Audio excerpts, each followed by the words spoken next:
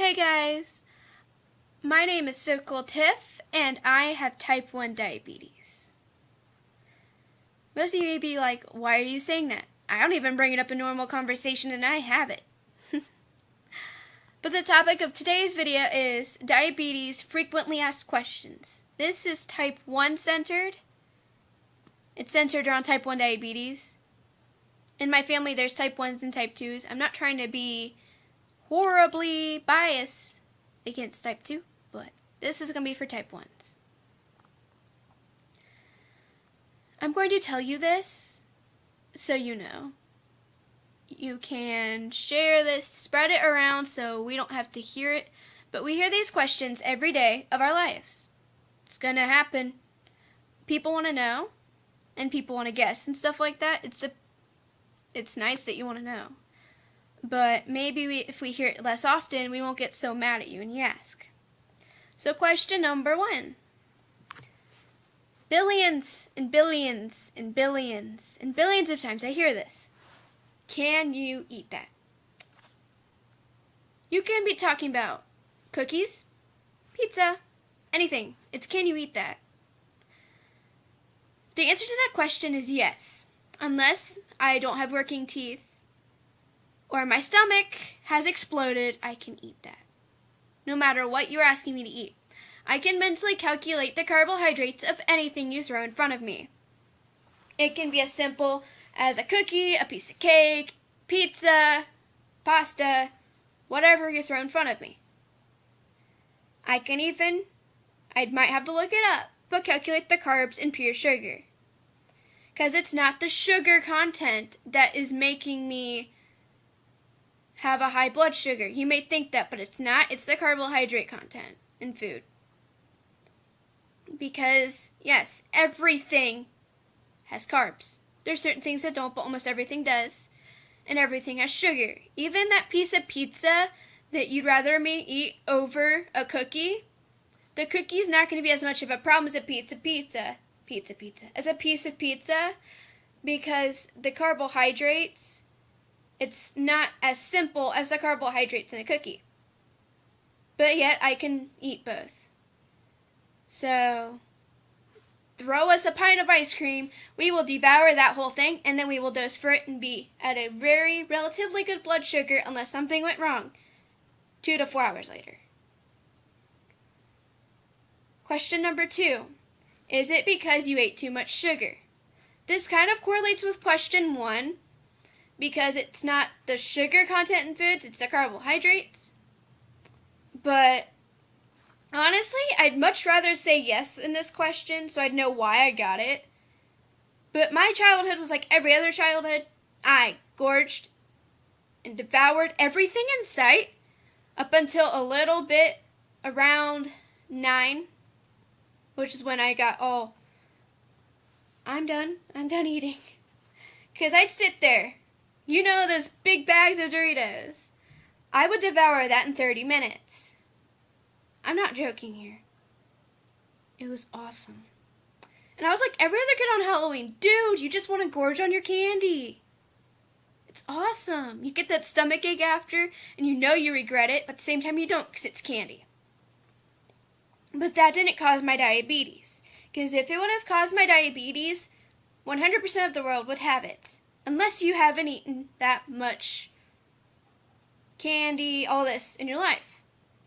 Because everyone gorges on candy. I can guarantee it. Especially Halloween time.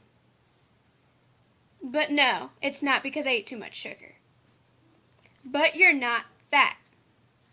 Question number 3. Should I be offended? I don't know if I should be offended by that question, because that question by itself is so offensive. But just to casually walk up to someone and be like, but you're not fat. So should I be offended or not? That's the question. No, I'm not fat.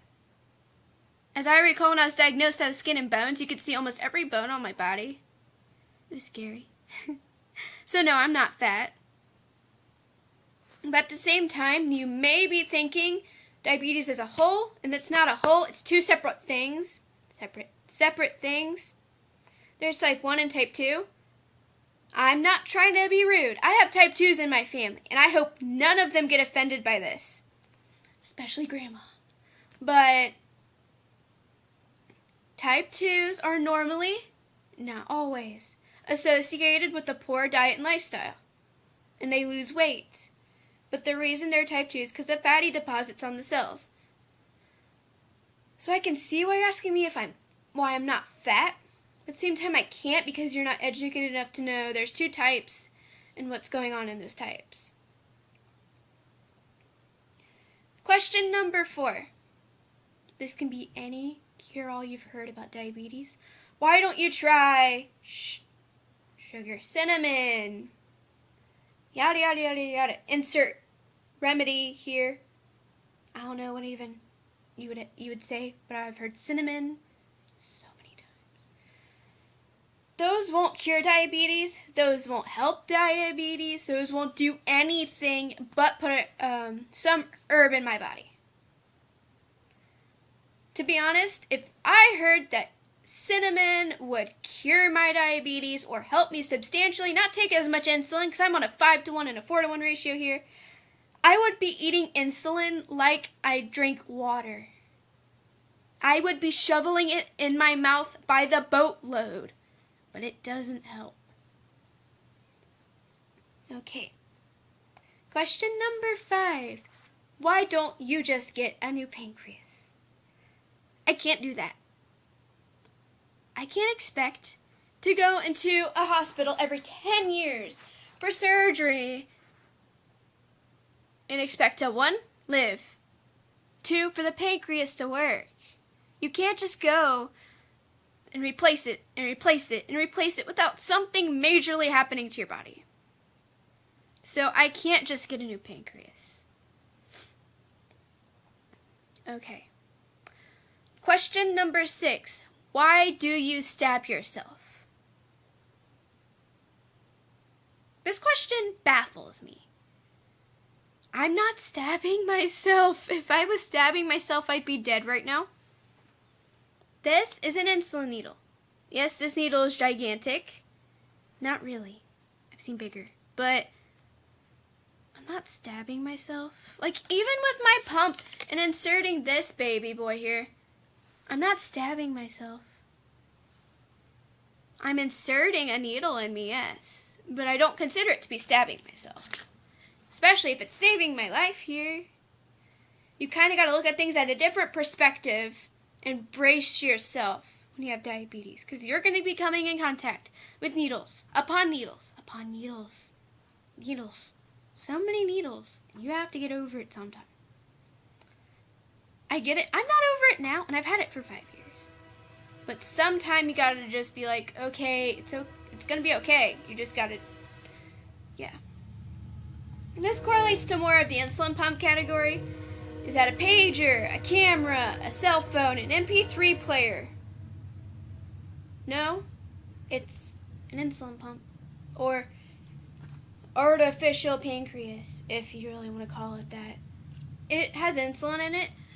And as I recall, normally electronics do not have a cartridge in it that dispenses liquid. Like I can see, honestly, an MP3 player, but this connects to my stomach, not to my ears. But thank you. I wish I was that cool. But no, I can't listen to music through my stomach.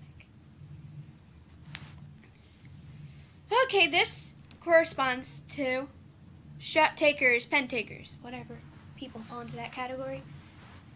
Do you take heroin? Crystal meth. Not really crystal, but meth. Some sort of drug.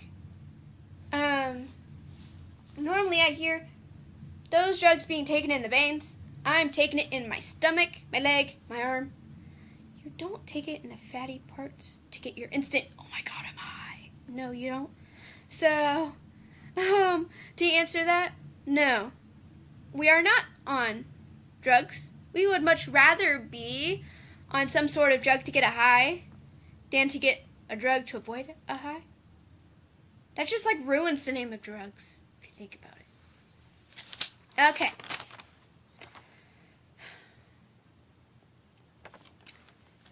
So when a diabetic gets low, when they're at school, they have to leave class, like get a juice box, some crackers, and stuff like that. Go back up to class. And all of a sudden, people say, well, why can't I eat in class? I wish I had diabetes so I could eat in class. She's so lucky. Get that thought out of your brain. Right now. Just gone. Out of the brain. You'll never think about it again. Because, no, I'm not lucky. I'm eating food in class. That means right now I'm spazzing like an idiot. I can barely think straight, walk straight, or anything. I can stutter when I talk if I'm low. To where, yes, I have to eat. That's to get the instant sugar there. To where I don't die. To where you don't see me pass out and have to get a very big needle injected into my leg. So I can survive. The only reason I eat in class and I take these needles and I do all this so I can stay alive. If it weren't for that, I'd be dead right now. There was a time where diabetes was without treatment to where people would die. It's a slow and painful death. I've been in the hospital with DKA before, and I can tell you this. I wanted an insulin needle shoved in me so bad, just so I wouldn't have to deal with that pain anymore. It's the worst kind of pain you can imagine. Because not only are you peeing and drinking, you're vomiting, breathing really hard, slipping in and out of unconsciousness. You're dehydrated, so your veins don't want to work. To where when you end up in the hospital, those doctors are going to be working on you for half an hour trying to get an IV in you. And it sucks. So there it is. Diabetes frequently asked questions. I'm going to ask you this. You don't have to, but share this to your friends, whatever. Spread it around so more people know. Because us diabetics get really mad because people don't know when we're not teaching them what they need to know. So, on that note, comment, rate, subscribe, whatever. Bye, guys.